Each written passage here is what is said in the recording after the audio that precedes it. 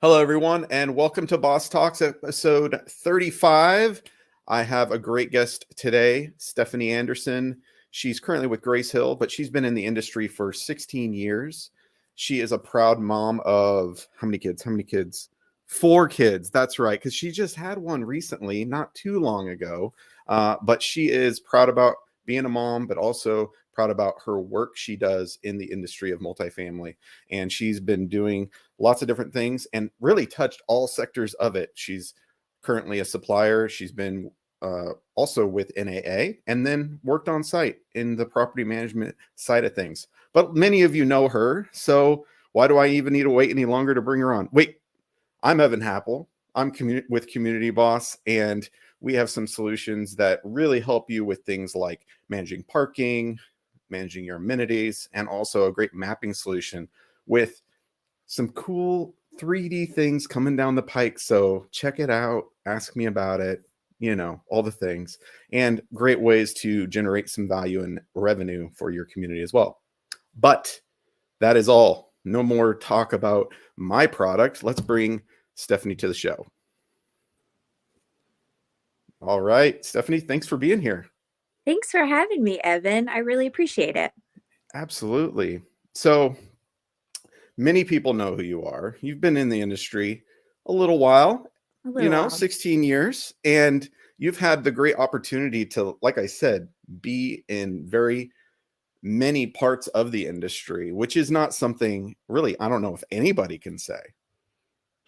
Yeah, I call it the 360 perspective. And I would like to tell you that that was well orchestrated in the plan, but it was definitely organic how it happened. But I do think it is a really cool experience because now, as I'm communicating with people in the industry, regardless of what side they sit on, I can really have empathy for them and I can really understand where they're coming from and what their job entails. And I just think it's a great perspective to be able to share with everyone. Yeah, it definitely is. I mean, there's a lot of challenges when you are a supplier and never worked on property management side. It really just takes learning from other people, but it's not firsthand knowledge. I have kind of firsthand knowledge, but I wasn't your typical work on site person. But yeah, there's something to be said for being on the ground, knowing what it's like, because a lot of the things we're going to talk about today are the things that really impact those people on site and, mental health and even the areas of something that maybe a lot of people don't think about is like human trafficking and things like that, and how that can be really done through multifamily, not directly. It's not like we're sponsoring it, but people can use, communities as a way to do it. And I'm sure you're going to give us some great tips and things to look out for that. But really, I would love to just start off by just asking some fun questions to get going, and then we can get to more of your history and your passions as well. Okay, sounds good. All right. So, three questions I like to ask are, first of all, when it comes to building community, what is it that you do, whether it's professional or personal, that's your way of doing that? For me, it's all about connecting with people and getting to know people. And it can be really intimidating to have conversations. I'll tell you, a lot of people will bring up my confidence and they'll say, how are you so confident? I wasn't always that way. In fact, I was the person who would walk into the room and kind of stand off to the side a little bit. Maybe a little bit introverted, which shocks people, but it Mm, was something where I just wanted to be a part of everything, but was kind of nervous to have those conversations. And I loved going to my association events. So for local and state apartment associations, to be able to have conversations with people, meet them, and just kind of find out more about the business and how to get better at what I was doing. And so for me, that community really built around talking to people, engaging in conversation. And when I look back to some of those initial first conversations I had almost 17 years ago, those are ones that people I still keep in touch with now and still have conversations with. So I think that that's where it starts, is that whole communication, engaging with other people to build that community, and that community just can build organically to be something that is supportive to others and a place that you actually enjoy being in. Yeah, for sure. I'm kind of similar to you. I never would have said I was a well, actually, I didn't think I was an introvert, and then I realized that it didn't really give me energy. It was just a misunderstanding of what an introvert is. Yeah. Because I wasn't shy. It was just more like certain environments overwhelmed me or made me tired. And so, so often we peg people as being an introvert only if they're shy. And it's just not true. Just energy. What sucks your energy out of you? What gives you energy? That's a great perspective. And it all goes back to where we're putting our energy. And, Hmm. we'll talk about it in a little bit. But as you talk about, work and life blend for me, being at home, but also, trying to be a great mom, but trying to be a great employee too. And what drains me? Where am I putting my Absolutely. energy to, so that no one gets kind of the short end of the stick? Right. Yeah. There's only so much, right? For sure. For sure.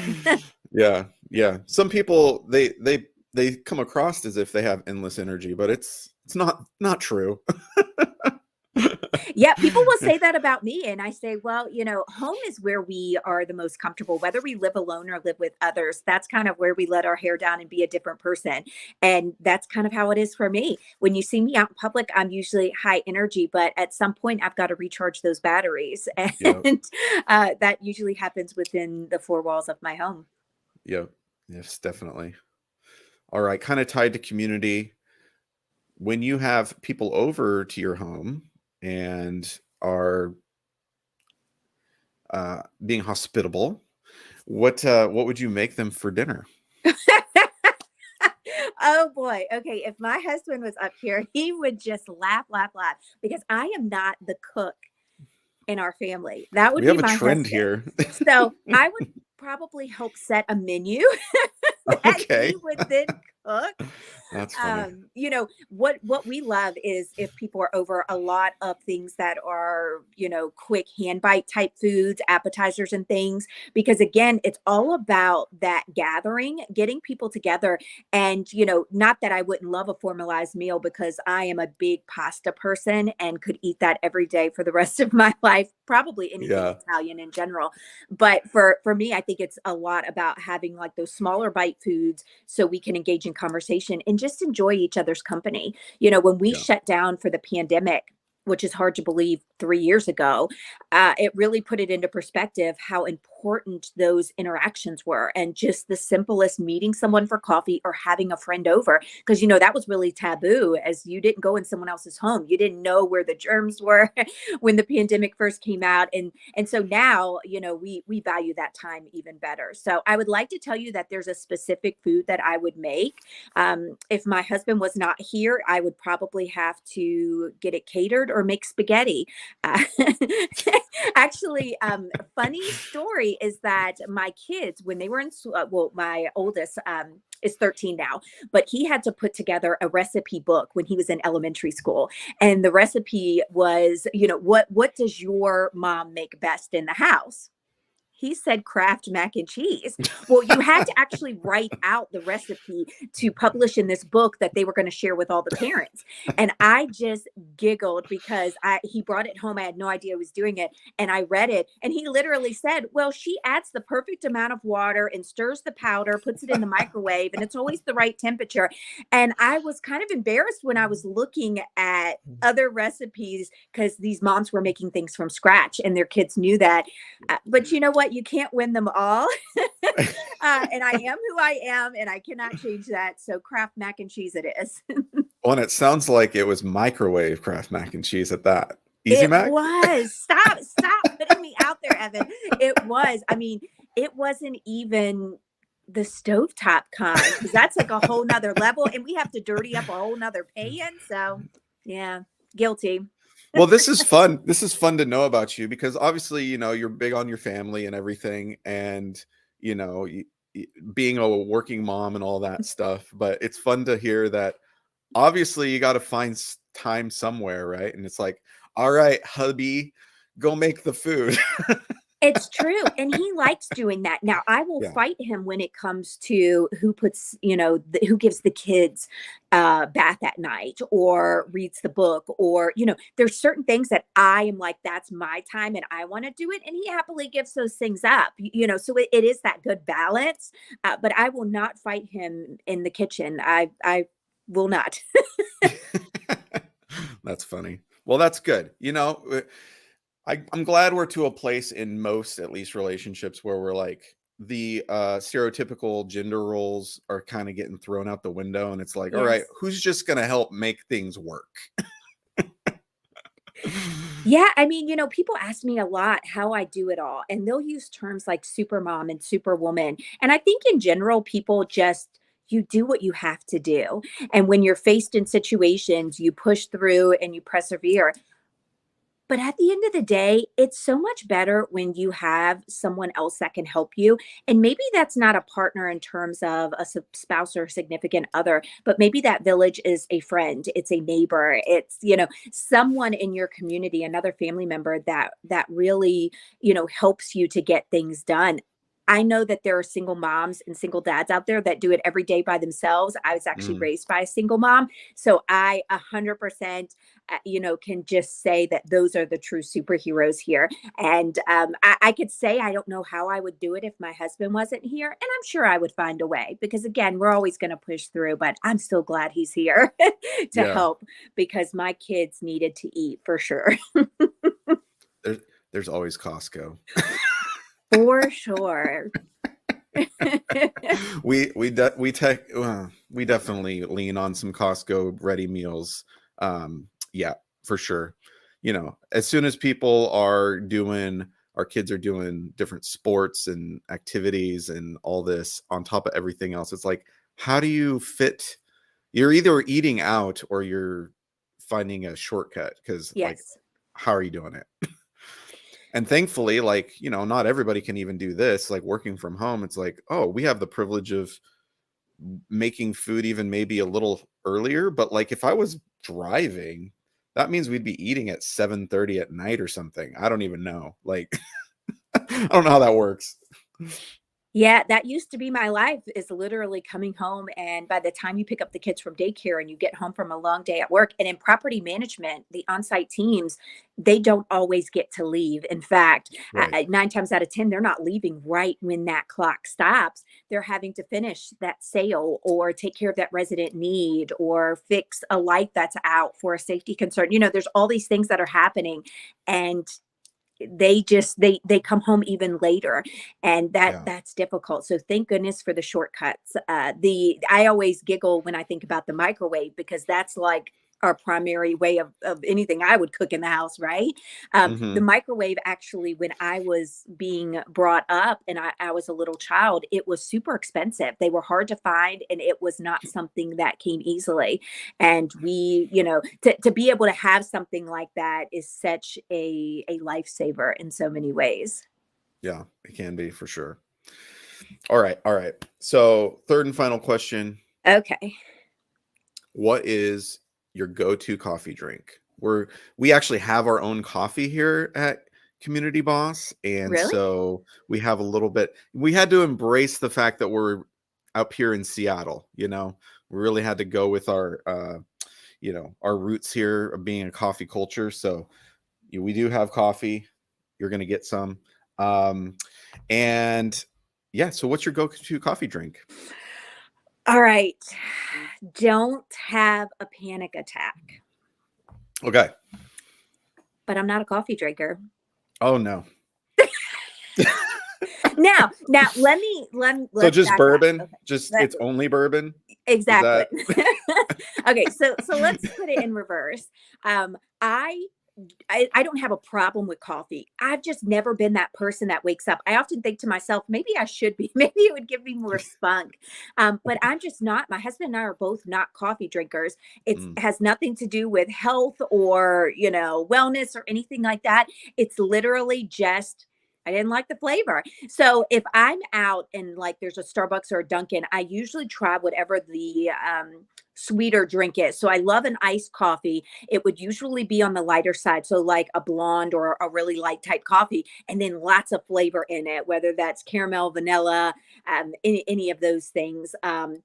Starbucks has a drink right now that is a latte that's a sugar cookie one, Oh, okay. ice latte, and I actually love that. But again, it's not something that calls my name. I don't have to rush to go. It's sort of like, hey, I'm running around to 10 different kids sporting events this weekend. I'll treat myself to a coffee. But it's definitely not my jam at all. So So do you go with like in the morning, do you have a drink? I Water? do. I do. Yes, it's actually a fifth of bourbon everyone. No, I do. And I always hate saying it. I don't keep secrets, but like it's really bad for you. But I love a Pepsi in the morning.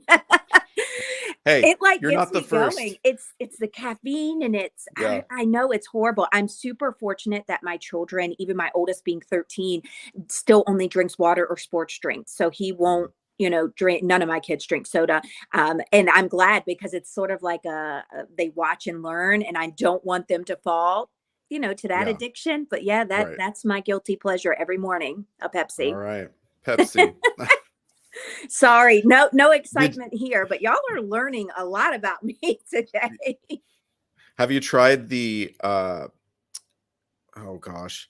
There's a Pepsi. It's a special edition because of The Easter. Peeps, It's the Peeps Pepsi. I You give have that not one a tried try? it. I actually No. don't like the Peeps at all, which is probably because of the texture. I think they have a really strange texture to them. So, Mm, no, I haven't tried it. I have watched TikToks of people trying it, and it seems to be kind of like a 50-50. Some people think it's delicious, some people think it's yeah. gross. I can honestly say I probably will not be trying it.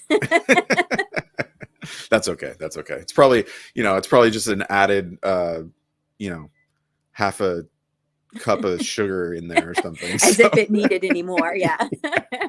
yeah, for sure. All right. Well, thank you for, answering my questions. Now we can get to the real part of the show, I guess. But What? thanks for No, that everybody that's wasn't that was hard already. thanks for everybody that joined. Everybody's participating, giving their little comments about dinner and uh, drinking coffee and all that stuff. So I really appreciate you guys chiming in and participating. It's always fun. Um, so Stephanie, we've talked about that you've been in the industry for 16 years and have a very wide range of experience when it comes to this industry. And but there's some things, balancing work and parenting that you've always been somebody that's been vocal about, and just your parenting in general. You've kind of just put it out there, which I think is good because it allows people to see what the authentic reality is when it comes to working and being a professional in the industry while also being a parent. But what are some of the things that, I mean, beyond what we've already talked about? Because I guess we kind of touched on it a little bit. But what are other things that you have found? Now that you have kids that are a little older and things like that, that have been kind of lifesavers in order to make it all work. I kind of spoke a little bit about this earlier. Having some sort of support is really key to my success personally. And that can be in various forms. So for those who may not have family nearby or may not have a spouse or significant other, you may find your support with being able to get groceries delivered, Amazon, picking things up. It's really all about making things, the whole working smarter, not harder philosophy, I think is Yeah. really important. One of the things that I talk to people a lot about is the importance of what you do and where you work. There is a company on every single corner, and being able to find a company that has a culture in which aligns aligned with your personal beliefs and values, I think is really, really important. I have Mhm. had the opportunities in the past to work for a lot of companies, some great and some that definitely had opportunities for change that was needed. And Yeah. to me, being more vocal about things like flexibility in the workplace and that being a standard operational practice versus it being a benefit. There are still so many companies that think, well, we'll see if we can work out flexibility. It shouldn't be something to work out. It should be part of your business model as an organization to be able to figure out, because you're helping people. And it's not just those of us that are parents, because you can't look at your employees and say, well, this one has children and this one doesn't. So, we can expect difference. I actually have a friend that works in the industry, and we've been friends for over 10 years, and she does not have children and is not married. And constantly, she is asked to travel more than anyone else. She is asked to work late nights more than anyone else. And we do attribute that a lot to the fact that there's just this assumption of, well, you have less to worry about. You can actually get up and go.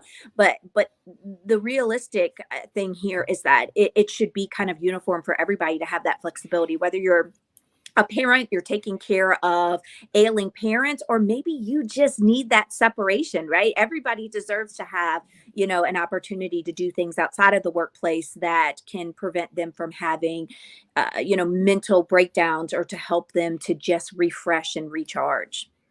Yeah.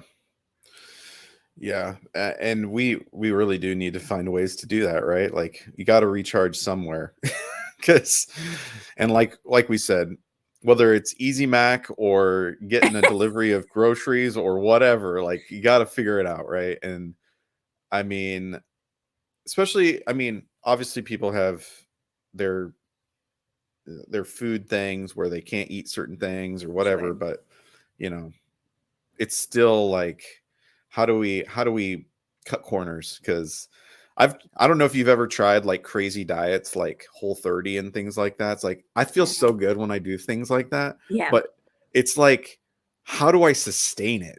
Yes. Like, But this that could be said for many things in life. Is it's great to have ideas and do these changes, but if it's not sustainable, what is the impact overall, especially as you think about long term? yeah, yeah, yeah. So it's, I mean, at the end of the day, it's like we also just, this is why it's important for us to get to know people, right? And not just Yes. assume, and be authentic, because we could be trying to like kill ourselves doing certain things and being super parent, super worker, super everything. But at the end of the day, if we don't really get to know the person that's behind that, who we think is a superhero, um, we're killing ourselves. And they're like, oh no, I eat whatever, and they'd be super surprised, right? But Yes. they just assume that everybody's like got everything together, right? And that's the problem with social media in general. But we just assume everybody's like perfect, they're perfect families. And Yeah, you're seeing a highlight reel of people's lives. And, I've gotten that feedback quite a bit over the past, I would say, decade, in terms of you have everything together. You are living this life that allows you to be this mom and this spokesperson and this influencer and this employee, and you're pretty much rocking it out. Well, I have gotten better over the years with sharing some of the not so great things in life, but because I want people to see it. But you also have to think you're only seeing 10% of someone's life. When you see a cute picture of my kids, I'll tell you that they are very photogenic. They don't have a choice. They come out the womb knowing that mom's going to have a camera in their face. With that being said, though, you see that one perfect picture that probably takes that me took 30 20. pictures to get. Yeah. So you don't always see every little bit of things. You don't necessarily see the tears that go into things and the time. I always, like to tell people there's still tables that I am not invited to sit in for various reasons. So don't ever look at your situation and think that you're alone or that everybody else has it better than you, because it's really just the lens that we look through. And I think things like social media have set incredible expectations, because I'll tell you, for me personally, with my mental health, it's been really difficult after having this fourth baby to still live up to what everybody expects me to be all the time. And Yeah. that's tough. And you have to be able to separate that. Yeah. And I will say, if you, the best thing that I've learned is you have to make a decision, right? Like, if you're going to put yourself out there, it's either that you're going to withhold this like image that's perfect and like try to maintain that, which is impossible. Um, or make the decision, I'm going to show that yeah, yeah, or make the decision to like showcase your flaws a little bit, because then you're able to um, make mistakes and show it, and people are like, oh no, he's human. Because I've had jobs where like it wasn't like told to me that you have to be perfect, Sure. um but you kind of feel that way, right? You feel that way. And then as soon as you put yourself out there on social media, you're like, okay, well now I need to maintain this level of perfection, and it's just not possible. And then that messes with your mental health 100%. Like, yeah, you just can't. So it's better to just be who you are, put it out there. And deciding to do a show like this, like, I mean, goodness, I tiptoed into this. I was like, all right, I don't really want to be out there. Looks like my video's off. Sorry. It's all right. I'm a ventriloquist, guys. Hold Um, on. I was like, your video's on, but you mean in terms of your facial matching your speaking. yeah, yeah. Okay, got it. Yeah, I noticed it a little while ago, so I was trying not to make eye contact. Hopefully it'll catch up. Here's the challenges of live streaming. Real life problems, Yeah, yes. real life problems. Exactly. But yeah, I definitely was like, do I want to put myself out there? Do I want to be every week doing a show? Because that means people are going to see me all the time. Like, do I want that? Yeah, And you know what? It's been really great. Honestly, it's been a boost to my confidence, getting over that hurdle, and I'm just being myself. So that's all you can it's be. yep, and it's that's been really great. And so I just implore other people, be yourself. Whatever you put yourself out there, just be your true self, because you can only fake something for so long. Like, you'll slip up and then you'll have this great big fall and everybody will see it, and just be yourself. Mental It's true. health. Yes. Good segue. Mental health, big huge topic for you, and just should, I mean, it is for everybody, right? Like, this is something I think that coming out of COVID that has just been highlighted even more and just become such a major thing. So I'd love to just hear what you have to say about that, and regarding your own life and maybe for this industry. Mental health is something that pre-pandemic we really didn't talk about as much as we should. I recall very vividly entering the workplace again after having my third child, Taylor, and just having the perfect pregnancy, the baby we had prayed so long and hard for, and just being so excited. And shortly after going back into the workforce, within 2 weeks of returning, my father in law had suddenly passed away, and our lives had changed significantly pretty much overnight. And my husband and I probably went through one of the hardest times in our marriage, the hardest times in our family. And it was very difficult when you think back to 5 years ago. And I bring that up because it allowed me to understand that it was okay to have the feelings that I was having as long as I had support and was getting support from other people. I was so used to, being in a place in the workplace, specifically after, even having my first two kids, where everything was all about me and climbing that corporate ladder and that job. And something was just off with me mentally entering the workplace again, having the third child, that whole chemical imbalance that happens. I was actually suffering from postpartum depression and did not know it. And in fact, no one around me knew it because no one had experienced that in my family or my close friend circle. It was new to all of us, so no one like knew what signs to look for. And here I was trying to manage all these things and then having a significant death in our family. It was just so much that we had to take over overnight, on top of dealing with what I was going through.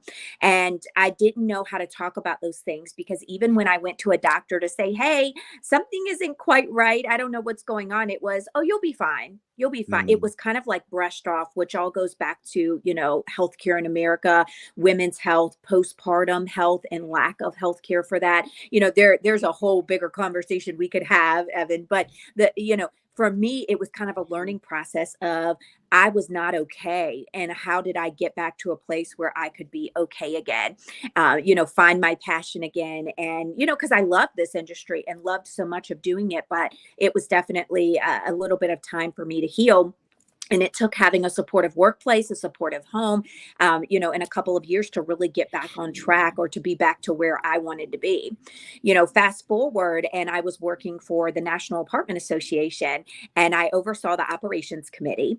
And we were having a lot of conversations during our operations meeting in terms of mental health in the workplace and what that looked like. Now, this was pre pandemic. So I want to take your mind back to saying things like mental health, mental well being. Those were not terms that you used in the workplace. In fact, they were quite frowned upon because people got nervous to say, I take medication or I'm having mental problems or, any of these things. I'm seeing a psychiatrist. Those were things that were not comfortable to say to your employer for a multitude of reasons. It was literally a societal culture change there. And when we, had a conversation as an operations committee, we actually had several members that said, oh, well, that's fine that we want to have these conversations, but we've got to find another term. We can't call it mental health. We can't call it that. And, I remember John Sons, one of the members at the time, who has now become a good friend of mine. And also we worked together on the subcommittee. He was like, okay, if we're not going to call it what it is, that's actually problem number one. And that was the development of the operations mental health subcommittee that has generated this past 3 years, or over 3 years now, almost 4 years through NAA. We've created a wealth of resources, which has now translated into having uncomfortable conversations for employees and employers. To now, Grace Hill, the company I'm with, we have released about a month ago a mental well-being policy in the workplace for employees and employers. So not only are we talking about this, but we're saying what kind of resources can we provide to people to help them? How can we help others in the workplace that are feeling burnt out, overwhelmed, tired? They're having a major life change at home. How do we better support them so that they can continue employment and to be happy at work and provide that flexibility and balance for them? And for each company, that's going to look different. It's not a one size fits all, but I just love the work that we're doing in this space. And there's so much more to be done. I got certified pregnant last year. Shortly before I delivered, I went through the mental health first aid certification that NAA had provided several members to go through. And I was thrilled to go through that program because now it helps me to understand not just myself and my mental well being, but how do I take care of co-workers and colleagues in the workplace, supplier friends, industry professionals. How do we help them? How do we spot things that are going on and get them the help that they need? yeah. I mean, and that's great because especially for people that work on site, it Yes. is like the things that you face when you're working on site. You're hit from so many different angles because you're hitting so many different people. Like you, even a small community. I lived at a community and served as a team doing resident events and things like that. And you know, it was only 160 total units, but I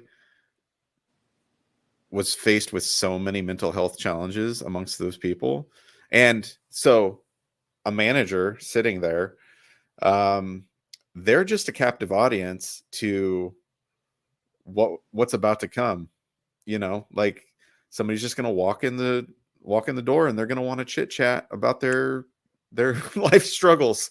You become Yeah, counselor, and like if you don't have any skills to deal with that, like that's a direct impact on you, because now you have the weight of other people on you. And it's like, and you have your own stuff, you're not equipped to be a counselor.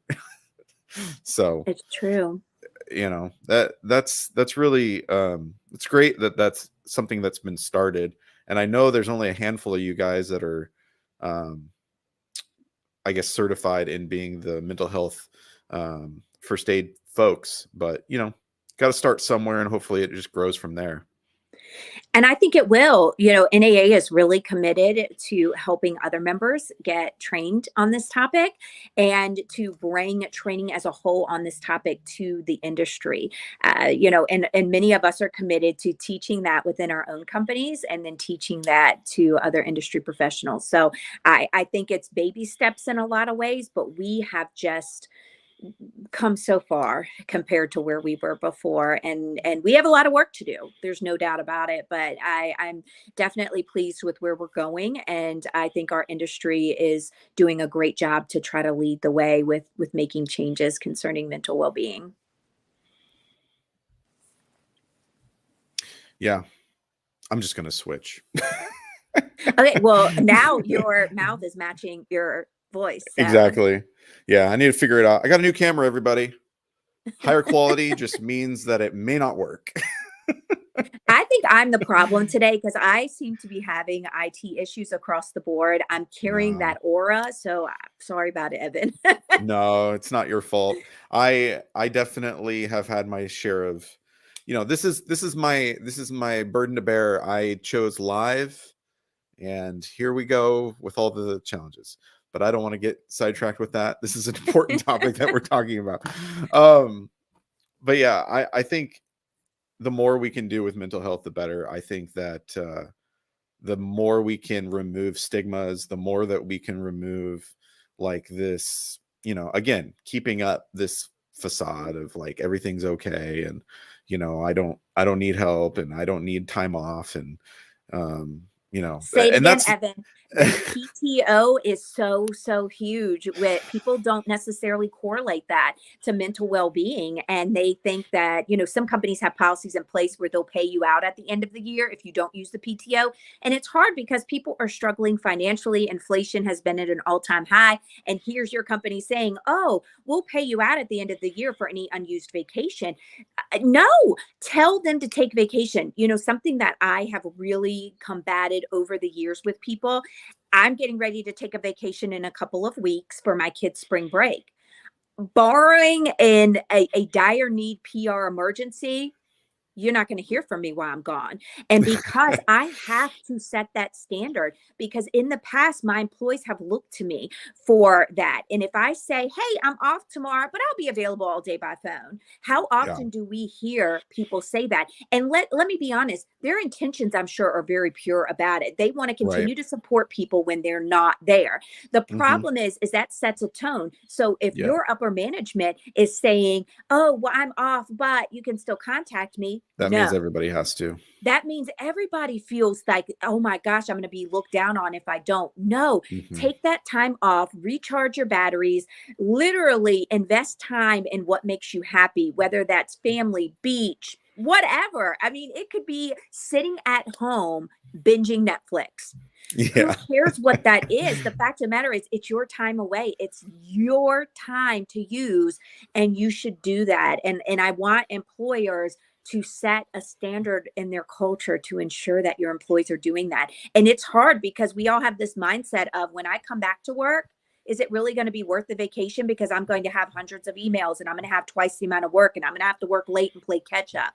Hmm. Let's support our employees in a different manner when they're gone. Let's support them. And this is really crucial for on-site team members. How Hmm. many regionals or VPs do you know will actually physically go and sit on a community and help when the property manager is gone, whether they're on FMLA, maternity leave, 2-week vacation, whatever?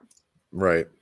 Well, and I think that also is where, if we aren't training those that are below us to understand, like as a property manager, I think there's a little bit of fear that if I train them in my job, they're going to take my job, right? Yes. Well, it's like, well, you shouldn't look at it that way. It's more like you train them in your job. They might get promoted and become a community manager somewhere else, right? Like you're only helping them.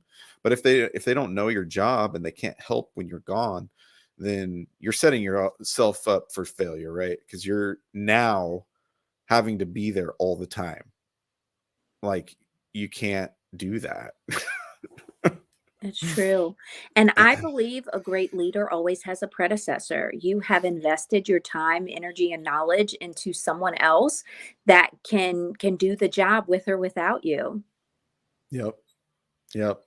So we just got to keep having these conversations, and more people. I think the more people that actually speak about it, hopefully it becomes normalized and we change the industry.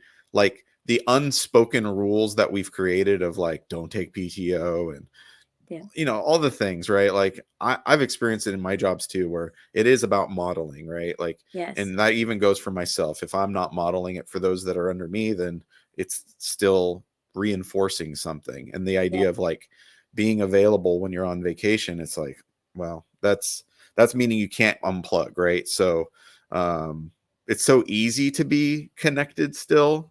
It's like, oh, it's on my phone, Yeah. Slack message, email, whatever. It's not that long. It doesn't take that much time, but it's also communicating something to your personal family, right? And I've Yes. personally experienced that.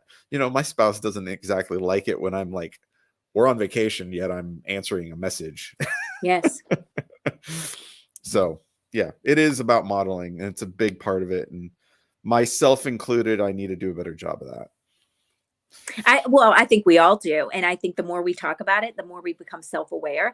And I believe that being aware of things is always the first step of knowing that you can do better and wanting to do better. It takes time. Not everyone's going to change overnight, but definitely acknowledging it is huge. Yep. And just, you know, my biggest problem too is like I post things on LinkedIn and other places. And when you post stuff, you can't help but want to see how's that going? Are Yes. people liking it?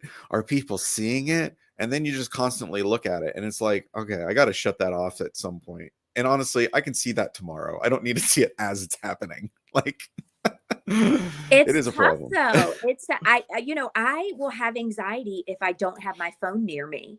Like, Yeah. what did I do back in the day? And it's a million reasons why. If I'm in the car, I need the GPS on it. If I'm at home, I just want to stay connected. If I am at work or in a meeting, I want that phone in case my kids had an emergency or a family member or someone needed me. It's that culture we have all set, and it's Mhm. really, really difficult to let Yeah. go of that. So Yeah. I feel the pain. I just bought a lockbox for my phone. Is it like one of the almost like a pouch? It's just a plastic thing with a key. It's Yep. very basic, but Good it's for you. like it's more like a, and I'm trying to lock down the phone a little bit more when it comes to using screen time and all that kind of stuff because it's so hard. You just like you give a little and then you just keep doing it, right? Like, oh, okay, yeah. I can just have willpower to a degree. Oh, it's so hard. So I didn't my first realization of those lock boxes, I went to see Dave Chappelle last year Oh, and okay. went to see him and he's a comedian in case anybody doesn't know. I'm sure everybody knows Dave Chappelle, but I went and saw him in his show and literally as my husband and I are walking in, they say, "Oh, we need your phones and we need your watches" because we had Apple watches. And I was like, "I'm sorry, what?" And they said, "Yeah, Yeah. we're going to put them all in here because you can't have them in there. You cut it off or whatever. And we're going to lock them and give it to you. And you cannot unlock them until the end of the show, a couple hours later when you leave." Well, most people think like not a big deal. Let me just tell you that it was a learning experience for me. I actually did not cut my phone off because it wasn't a requirement. They said, "Why don't you save your battery and cut it off?" I didn't. I put mine on vibrate. So I have it sitting on my lap during the show and it starts vibrating. And I'm like, is somebody calling me? Is it an emergency? Is it a Facebook notification? Like, what is happening right now? And it put me on edge. And, they say, well, if you feel like it's an emergency, you can take it out and have to undo it. But I kept thinking the whole time, I need to be connected, when in reality, it was a great lesson on being present, being Yeah. in that moment and not having those distractions. But it is tough. And so I think it's great that you have one. In fact, I'm about to go to Amazon after this and see what they have there It's because showing I up think it's good. today. I don't have it yet, but it's Oh, coming. okay. All right. Well, let us know how that goes. We're going we're going to need a daily update on how Yeah. that's going. Yeah. I'll make sure to post on LinkedIn every day about that and then check Yeah. my I think it's a good comments. lesson. Honestly, I'm all for it. I think it's good. Yeah. Yeah. I'm going to do my best. As because you get the feedback from your family. Like, hey, you're on your phone a lot. Hey, you're looking at your phone. It's like, whatever. Like, honestly, you don't want to like self-reflect. You're like, yeah, whatever. So are you. But at the end of the day, we can only control ourselves. It's like, okay, make a decision for yourself, right? Like, Yes. are you gonna do better? And that's, I'm gonna try and do better. I'm gonna try. Listen, that's all we're asking. Be your best, right? Yeah. Do your best. That's all you can do. Yep. That is true. It's only going to get worse as technology just takes over our life even more, right? I AI know. and all the things. I don't even want to get into that. It But is. And, I think about future generations coming up. I can actually think back to being in the workplace as a leasing consultant, and it was taboo to have your phone anywhere on top of your desk or anywhere other than shut off in a drawer because they felt that it was distracting. And again, in a leasing role, you have prospective residents and, of course, current residents coming in, and you need to be able to focus on them, give them your full attention. Well, fast forward, if companies had such strict policies now that they did back then, there's been such, an evolution as it pertains to technology, that would employees really want to be in the workplace? I mean, I think now I look over anywhere I'm at, whether it's, an attorney's office, going out to dinner, your waitress or waiter. I mean, everybody has easy access to their phone and they're checking it throughout. So definitely a culture change for sure for everyone involved, but it does get scary when you think about long term.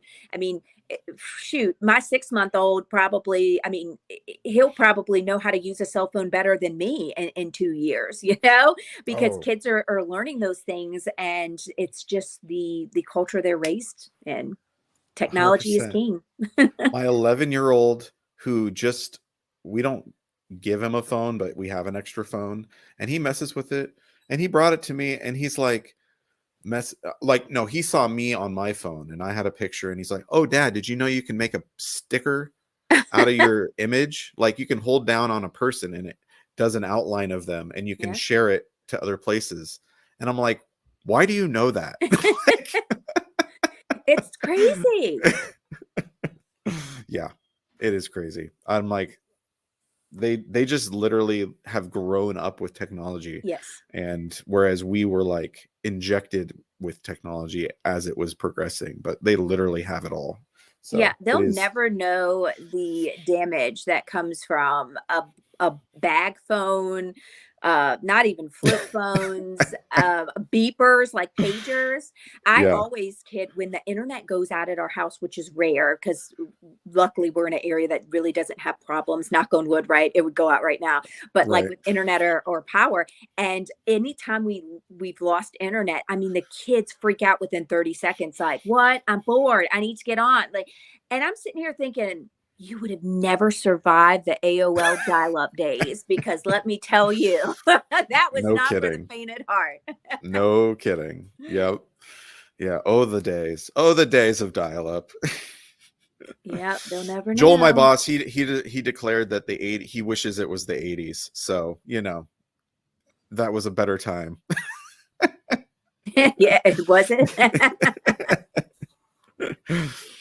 Well, there is one last thing that I really want to touch on before we wrap up, and that is the topic of human trafficking. A really big deal, a really big issue, um, and something that, it's like modern day slavery, really, when you think about like people are trapped in that world, and it is something that affects multifamily. And honestly, I talked about my personal experience at apartments and working there, and I saw it firsthand. People using apartments for things like prostitution and things of that nature. Kind of tells you where I was living, but nonetheless, it was definitely present, and I saw it firsthand. So, I would love to hear like what your perspective and the things that you've learned along the way. I've learned so much. And in fact, I am still learning as it pertains to human trafficking. Kind of a quick backstory as to why I even got involved. Like, how was this a topic, Stephanie, that you even generated interest for? And for me, I was working at NAA. A lot happened at NAA, right?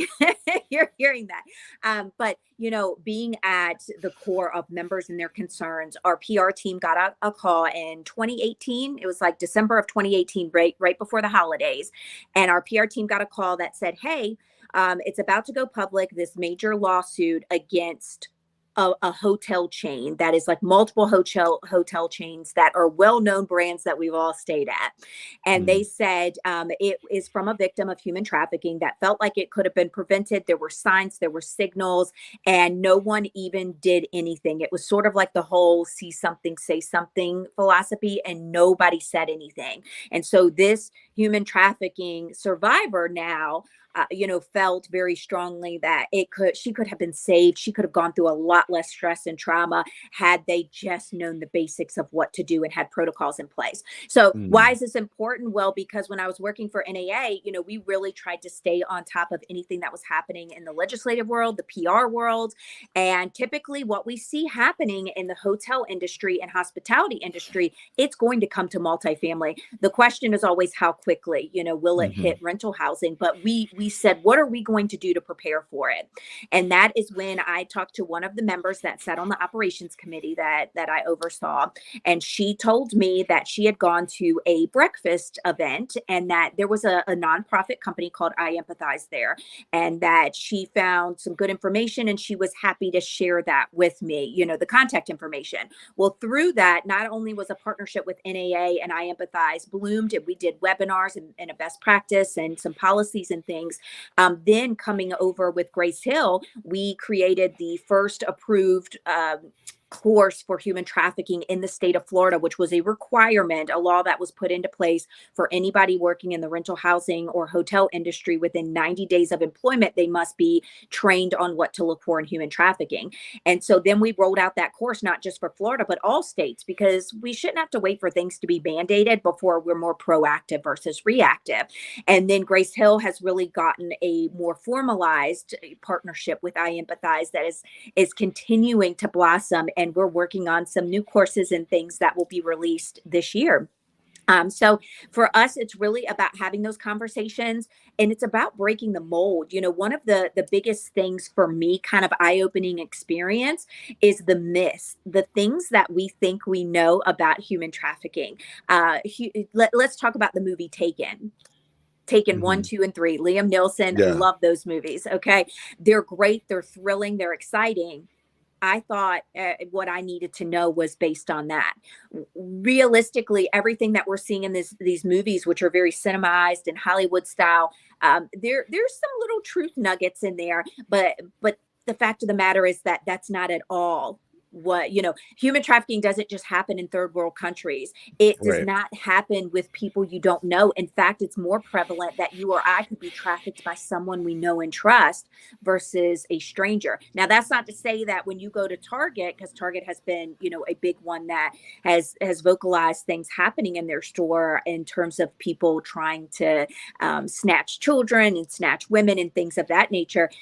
it's not to say those things don't happen, but it's not as prevalent as you think, and more so prevalent to that it can happen in any area. It does happen in the US. You don't need to live in low income housing for it to happen. There's just all of these myths that I've been able to research and find out that it's quite different than what I thought. And for me, serving as a vehicle at Grace Hill and in the industry to be able to share that knowledge, that's going to help, even if it helps save one life, get one Right. survivor of human trafficking. To me, it's 100% worth it. Yeah, it is. And I just actually recently saw somebody post about how Airbnb has become like a big way for people to do, like prostitution rings and things like that. Um, Long-term, short-term rentals. Basically, Yes. I'm going to rent this out for a month, and it's like, I guess that's kind of like a tall tale sign. Is like, why are you renting this for a month? Because it's long enough for them to do their business, but short enough for you to not necessarily catch on to what they're doing when it comes Mm-hmm. to how much traffic's coming in and out of that unit or whatever it is. And that's something that we kind of newly have in multifamily, is like short-term rentals and things like that. So, I mean, I can only imagine that's only contributing in some way or another unintentionally to that problem. For sure. And, being able to educate people and letting them know what to look for is huge here. You mentioned short-term rentals, and that's a valid point. When I first embarked on this human trafficking journey, heading into 2019, one of the first webinars that we did with I Empathize was in fact focused on short-term rentals and the impact that human trafficking had along those lines with the short-term rentals. And it was huge to know exactly what was happening. And it's harder to track because with short-term rentals, people aren't as invested in it, because when you've got a resident that's lived there for 6 years, you're much more likely to notice that something's off, something's happening, something's different. A Mm-hmm. little bit different when you're talking about if it's an Airbnb or it's not within an apartment home, right? So it's not within a community where someone's physically there to manage it or see it. Mm-hmm. And you have to think human trafficking, it was relatable in terms of the increase to fraud when the pandemic had hit. It was great because people were doing everything online more so than ever. So renting an apartment, not only did you have to worry about them doing fraud, but because we do online leasing so much in our industry now, you could lease to someone and never physically see them, Mm-hmm. especially if you even have lease agreements that are signed online. There's a lot of things that happen. And so what does that look like for victims of human trafficking? They never even have the opportunity to see someone face to face to even show, hey, this is concerning. They're malnourished, they're arriving late at night, they don't know who they are, they don't know what city they're living in. These are big things. And what's always mind-boggling to people in our industry is a lot of the things to look for are things that your team's already looking for. Mm. So your maintenance teams are already in and out of apartment homes because they're doing, whether it's a wellness check, they're changing out batteries on a smoke alarm, they're, just doing routine inspections to make sure there's no hoarding issues, that everything's being well maintained. If there's any additional damages in the home, when they're doing things like quarterly inspections, that's your opportunity to be the eyes and ears inside of these homes and to really be able to see things that could make a huge difference in saving a victim of human trafficking. For sure. And actually, as you were talking, I just realized like technology can be a really big helper in kind of discovering something might be going on. Um, we so happens like we have the ability to really track people based on the usage of parking. So if somebody was to be parking in a community, or a particular unit has a lot of guests and they're registering their vehicle, or they have to register their vehicle, Mm-hmm. through our system, you could actually probably see a really interesting trend of a unit and how they never have the same people over. They don't have the same friends visiting them. It's a different person, but it's all the time. Yeah. So that's actually an interesting use case for being able to maybe spot something happening in a community using technology like ours. For sure. I mean, technology, obviously, when it works, it's great. When it doesn't, it's horrible.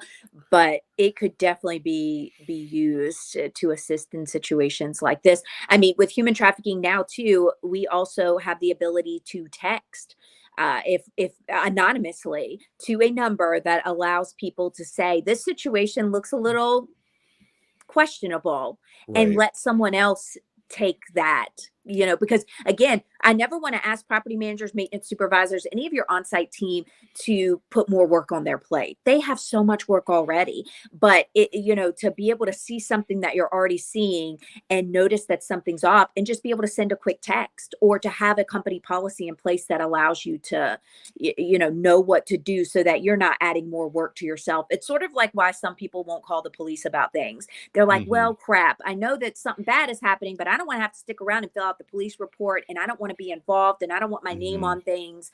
How do we make it Right. easier by using technology to be able to still be a part of the solution without causing more problems, or more work, so to speak?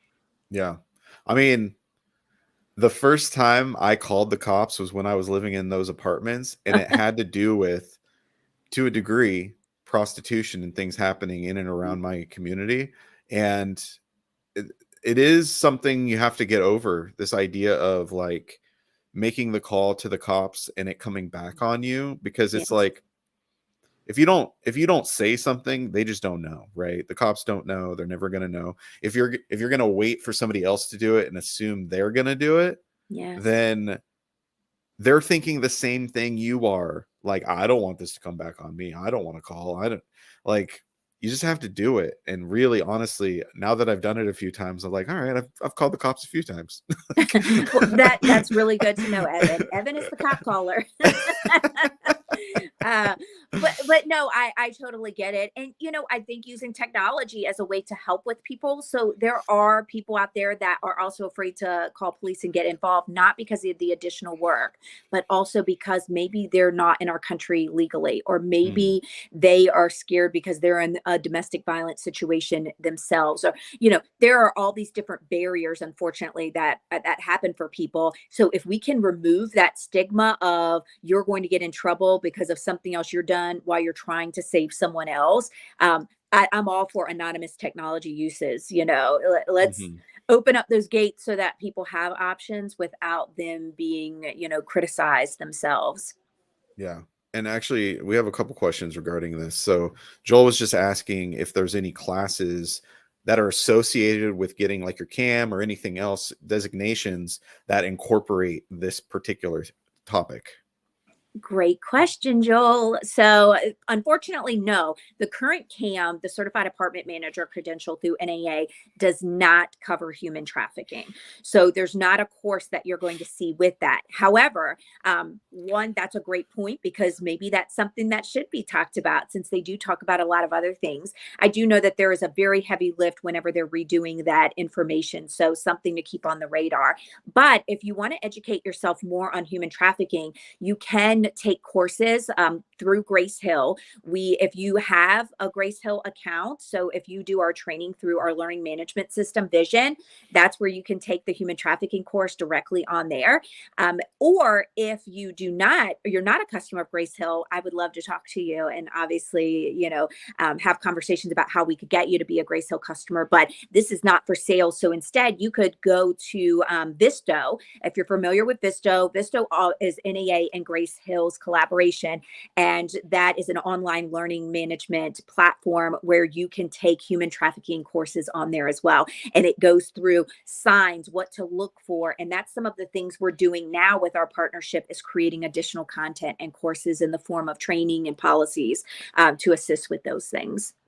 All right. Well, that's great. And then we should get that out there so that people know more about those particular courses, because there's a lot of people that, if they grew up in the suburbs and they never got exposure to any of this, and you know on the one hand, good on you for not having to deal with that as a kid. Absolutely. On the other hand, we're a little naive, right? Like, Yes. we don't know. We don't know what we don't know. And Yeah. I would be remiss if I didn't mention this, Evan, that don't just think about it as sexualized. Now, human trafficking, our mind completely goes to, sex trafficking. A Mm, lot of that is the media has put that into our mind, and that is still a very prevalent part of human trafficking. But another aspect of human trafficking that is also, very much prevalent out in the world, even in the US, is labor trafficking. mm, And that is something you may or may not realize. It is really prominent in the hospitality and restaurant industries. And, you could even know the signs of what to look for just going to your favorite restaurant. mm. Sad but true. So Yeah. it's so good, and I'm telling you, every time I get into more information about human trafficking, it makes me want to dig more, and not in a scary way. Obviously, it's overwhelming, and we could all sit back and say the world's really scary, but knowledge is power, and knowing how to combat these issues is going to be key. Yeah, absolutely. We did have a comment that I just wanted to bring up real quick. Chad, he actually has a restoration company, and he's just saying that, as suppliers are entering units, they also could be eyes to look for things. So another group that we should probably be educating on, like, what to look for, things might be amiss. Honestly, go with your gut, right? Like, if that just doesn't seem right, there's something off about this, you're probably right. Yes. So, it's better to say something than not, right? Agreed. And I love that Chad has brought up suppliers. I just noticed that Chad has his certified apartment supplier credential through NAA. And what a great opportunity for them to maybe include human trafficking within that credential, because Yeah. that's huge to be able to educate people that, we have so many people entering apartments. And you're right, we should be focused on the larger group, not just a small portion, which is right now our focus has been on property management professionals. So great point. Yep. And then I wanted to share one more resource. Christy shared love146.com. Sounds like it's something that has been around multifamily a little bit and is a great resource when it comes to learning more about human trafficking. I love So, it. Thank you for sharing that, Christy. I'm actually not familiar with it, so I'm definitely going to check them out today. all right. Well, Stephanie, thank you so much for jumping on Boss Talks and just sharing more about yourself. We learned more about you today. We You're learned some things about you too, Evan. we did, and we do every week. So if you want to learn more about Evan, just tune into Boss Talks, because it's a little snippet of Evan's life every single week. I love it. But thanks for jumping on. It was really a pleasure to have you and to get to know you more, because honestly, outside of LinkedIn and like seeing the snapshots of your life and what you post, we haven't really talked before. So this was great to get to know you better, and to hopefully build a relationship that will only continue, and we'll get to know each other more. So I look forward to that. Uh, Absolutely. And I'll look forward to meeting you in Atlanta in June. yes, absolutely. Absolutely. Well, everyone that joined and participated and commented and contributed, I so thank you for being a part of the audience and the call today. And we look forward to next week when you join again with our guest. And as you may know, Boss Talks every Wednesday, 12 p.m. Pacific Standard Time, most every week, unless it's not, but pretty much every week, except for NAA. I'm going to be live for NAA. We're going to go apartmentalize. We're going to do our best to have little snippets of lives of Boss Talks and grab people and have some fun with it there as well. So thanks again for joining. If you want to be on Boss Talks, hit me up. I'd love to have you as a guest. Really, anybody in any role. I'm here to elevate all people in the multifamily industry. So till next Wednesday, it's been Boss Talks. Thanks a lot. Thank you.